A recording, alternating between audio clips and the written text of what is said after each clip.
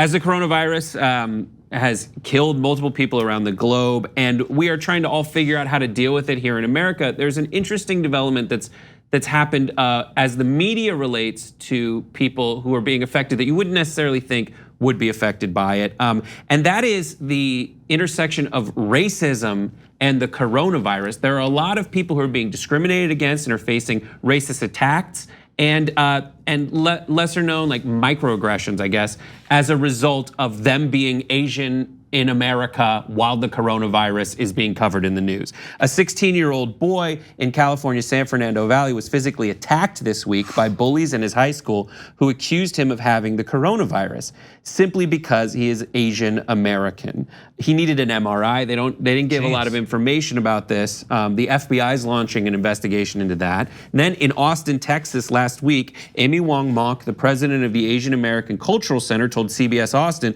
that when one of her staff members coughed at a local fitness center, other patrons left. And she said that she just coughed because she came in from the cold and just the change in the air, she just kind of a small cough and people left the building. In a similar incident, a Vietnamese American 8th grader in Los Angeles was sent to the nurse's office at his middle school on Wednesday because he coughed from swallowing water. When the nurse cleared him to return to his classroom, the 8th grader alleges that his peers teased him about having the coronavirus. His mom is a local anchor who said, he actually said to me, all the other students who are coughing, they don't get sent out, but they're not Asian. Wow. Yeah. It's tough. I mean, yeah, and certainly expected. And we've seen this in other cases. I mean, when Ebola was a big topic of conversation, there was fear mongering around where that comes from. When MAINS was a thing, SARS and swine flu and pig flu and all that before that. Like anytime a disease originates from outside, or AIDS as well, anytime a disease originates from outside of the neighborhood you grew up in, you want to know who should I be scared of as a result of that. And unfortunately, in America, there are politicians who are all too ready to use that to weaponize xenophobia against different groups. So when you hear about caravans, there's always gonna be stories about diseases in the caravans because they want you to see individuals as being inherently dangerous.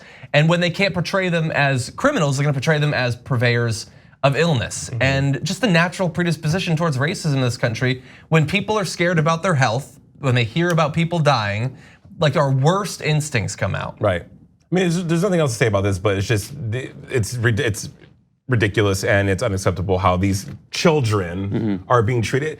And in the case of the young man, you just have ill-equipped, immature students as being horrible kids, but that doesn't excuse their bad behavior. So there is a journalistic association, Asian American Journalists Association, on Thursday called on news outlets reporting on the coronavirus outbreak to be accurate and mindful about their coverage. The statement warned against using generic imagery of Chinatowns or of Asians wearing masks unless they're properly contextualized and relevant to the story. And that's why, I mean, you'll see our stuff is literally of people being screened in China for this virus surrounding that specific instance, but there apparently had been cases of people just being like, oh, China, let's just pull the Chinatown B-roll, and that's what we run. And it's unfair. In January also, Rush Limbaugh called for the US to enact, quote, a ban on Chinese passengers being permitted into the country.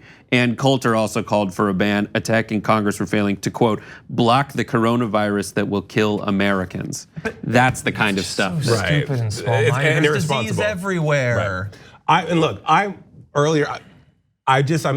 me, it is scary, and I know I don't want to incite hysteria with you guys watching, but to me it just seems like we don't know enough about this virus. And yeah, you had an expert on that said that gave you a little bit more insight to who dies from the flu, things of that nature. But it just seems day over day it's getting bigger and bigger and bigger.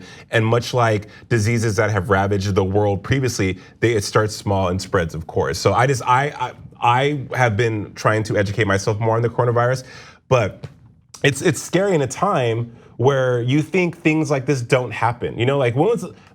How often do you ever hear of?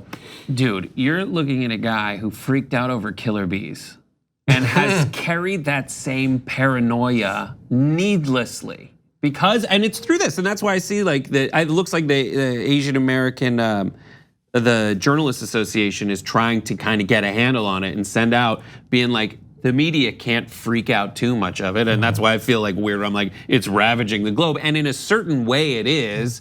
But by another token, when you look at like the graphs that they put out in terms of how contagious it is and what the mortality rate, what you can then kind of pinpoint what the hysteria is about. And that's it being new. Right. Yes. And not knowing what. And we don't have the vaccine yet, Exactly. although it's Yeah. coming. Right. Yes. And therein lies my worry. Thanks for watching the Young Turks. We really appreciate it. Another way to show support is through YouTube memberships. You'll get to interact with us more. There's live chat emojis, badges. You've got emojis of me, Anna, John, JR. So those are super fun. But you also get playback of our exclusive member-only shows and specials right after they air. So all of that, all you gotta do is click that join button right underneath the video. Thank you.